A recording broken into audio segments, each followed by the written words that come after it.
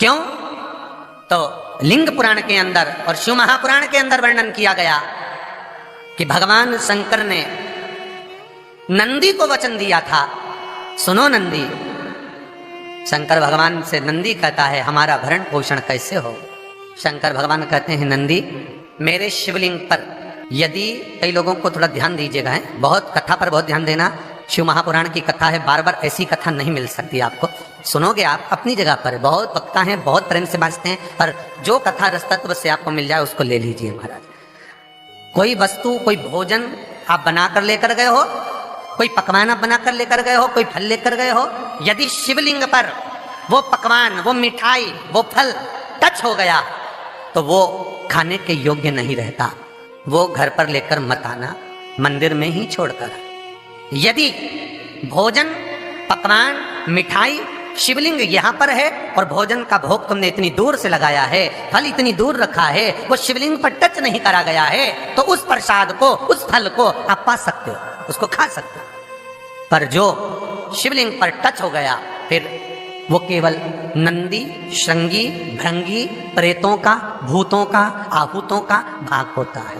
प्रेत, भूत, आहूतों का, वो फिर खाने योग्य नहीं है। हाँ, यदि नर्मदेश्वर महादेव हैं, नर्मदा जी के जल से कोई शिवलिंग प्रकट हुआ है, नर्मदा जी के जल से, कोई कंकर से, नर्मदा के जल से अगर कोई शिवलिंग प्रकट हुआ है, उस शिवलिंग की स्थापना कहीं पर है या आपके घर में है, तो उसको कुछ भी टच हो जाए वो पा सकते हो, पर बाकी के शिवलिंग को स्पर्श किया हुआ नहीं पा सकते। केवल एक नर्मदेश्वर महादेव नर्मदा के जल से प्रकट हुए। कई लोग पूछते हैं ये सांप है कौन, ये सर्प है कौन, तो उसको बताओ ये भगवान शंकर के गले में जो एक सांप पड़ा हुआ है ये भगवान विष्णु हैं। और शंकर भगवान के सिर पर जो जटा में सांप दिखता है, वो हाथ में सांप बंधे रहते हैं, वो दो हाथों में, कमर पर, सिर पर, केशों पर जो सांप 5 नजर आते हैं वो, तो बताओ ये शंकर भगवान की 5 लड़कियां हैं, जया, विषहरा, शामली बारी, दो तली और देव। ये 5 लड़कियां भगवान शंकर के इर्द गिर्द घूमती हैं, आस पास भ्रमण करती, सभी ये शिव की बेटियां भगवान शंकर के साथ भ्रमण करती हैं। 5 जया, विषहरा, शामली बारी, दो तली और देव, ये जो 5 पुत्रियां थी शंकर भगवान की, ये वासुकी को दी गई थी महाराज, क्योंकि ये सर्प की योनि में थी, इसलिए ये वासुकी नाग को प्रदान करी गई थी। वासुकी नाग कौन सा? जिसने मंथन कराया। वासुकी नाग कौन सा? जिसके फण पर पूर्ण पृथ्वी विराजमान है। वासुकी नाग कौन सा? जो निरंतर देवताओं के हित के लिए कार्य करता रहता। एक पान के पत्ते के ऊपर, मात्र पान जानते हो, वो खाने वाला जो पान करता है उसका पत्ता, पान के पत्ते के ऊपर जो चंदन से शंकर के नाम, पार्वती का नाम और ब्रह्माणी सरस्वती का नाम लेकर शिव को समर्पित कर दे महाराज, उसकी भी तिथि बताइए, बड़ी सुंदर है। जब रवि का पुष्य योग पड़े, रवि पुष्य नक्षत्र हो, रवि का पुष्य योग पड़े, उस समय पान के पत्ते पर चंदन से शंकर, पार्वती और सरस्वती का स्मरण कर कर जो शिवलिंग के ऊपर उस पान के पत्ते को चढ़ाकर 5 बेलपत्र, 3 समी पत्र समर्पित कर देते हैं, उस बच्चे से चढ़वा देते हैं, वो बच्चा कभी पढ़ने में कमजोर नहीं होता, विद्या में बढ़ता ही बढ़ता है। पलटकर माँ बाप को देखना ही नहीं पड़ेगा, बच्चे को कभी भी माँ को कहना ही नहीं पड़ेगा कि पढ़ने बैठ, वो खुद पढ़ेगा, रुचि से पढ़ेगा। 5 बेलपत्र, 3 समी पत्र समर्पित कर दें, भगवान शंकर का स्मरण करें और उस बच्चे को प्रणाम करवा कर वापिस लेकर आए, बच्चा विद्या में प्रबल होता है, विद्या प्रकट। भगवान शिव देने वाला है, सरस्वती को स्वर वो दे। शिव महापुराण की कथा, लिंग पुराण की कथा, विष्णु पुराण की कथा, पद्म पुराण की कथा कहती है कि किसी वृक्ष के नीचे, जिन वृक्षों का गुणगान हमारे शास्त्र करते हैं, जिन वृक्षों का गुणगान हमारी पुराणे करती हैं, उन वृक्ष के नीचे अगर एक मंत्र का मन का भी फेरा जाए तो उसका पुण्य 1000 गुना प्राप्त हो जाता है, आप रूप प्राप्त होता है अपने आप जिस पुण्य को करना चाह रहे। मेरा बहुत निवेदन है महाराज, बहुत प्रयास करा करो, प्रयास करना।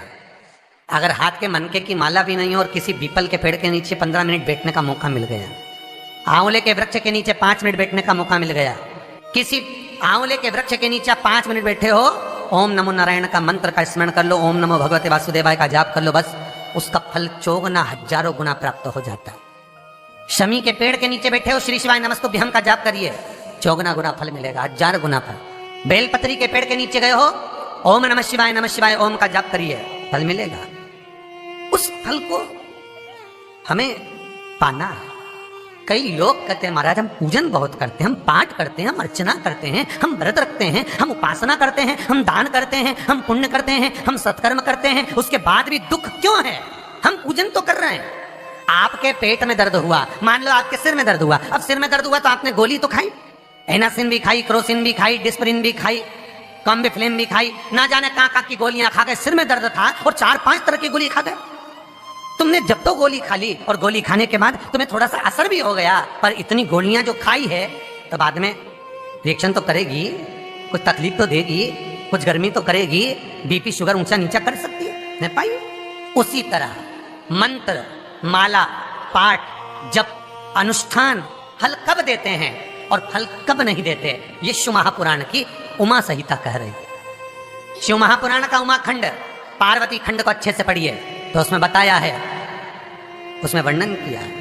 हम पाठ करने बैठे, इतनी बड़ी पोथी लेके लोग बैठ जाते हैं, पहले राम रक्षा स्तोत्र पढ़ लिए, फिर ये पढ़ लिए, गीता जी का अध्याय पढ़ लिया, ये पढ़ लिया, ये चालीसा, दुर्गा चालीसा, शिव चालीसा, तांडव, ये मंत्र जप लो, वो मंत्र जप लो, फिर कोई महाराज बता गया, वो मंत्र जप लो, फिर कोई महाराज बता गया, वो मंत्र जप लो, ये वाला देवता ला के अलमारी में रख लो। इतनी बड़ी पूजन की अलमारी, बस इतनी बड़ी, ज्यादा से ज्यादा होगी तो इतना बड़ा पूजन का घर, कमरा, उसमें इतना सारा देवता। रामेश्वर गई तो उनको ले आई, जगन्नाथ जी गई तो उनको ले आई, द्वारका गई तो उनको ले आई, वृंदावन गई तो उनको ले आई, महाकालेश्वर गई तो उनको ले आई, सारा देवी देवता वहीं बैठा, पितृदेव, ये देव, कुल देवी, शंख देव, घंटी देव, दिया देव, सब उसी में, गणेश जी, शंकर जी, हनुमान जी, राम जी, सब बड़ा बड़ा। और पूजन करने सुबह से आई, सुबह से इतनी सी शक्कर लाई कटोरी में, इतनी सी शक्कर कटोरी में, भगवान को नहला धुला के कटोरी धर दी, इतनी बड़ी अलमारी में सारा देवता ऐसा कसा कसाया बैठा, सारा देव। तीर्थ करने फिर गई तो गणेश जी शंकर भगवान से बोले पिताजी फिर जा रही है। शंकर भगवान बोले बेटा खसक के बैठो, फिर पकड़ के लाएगी किसी को, के बैठ, फिर लाएगी किसी, फिर ले गई, फिर रख दिया। पूजन करने आई, कलश रख दिया, मंदिर में ढुल गया, भगवान पूरा गीला हो गया। गणेश जी शंकर जी से बोले पिताजी पूरा गीला करके चली गई। शंकर भगवान बोले बेटा तो कल ही आएगी, दिया लगा के गई तो गीले में बैठो, अब नहीं आने वाली।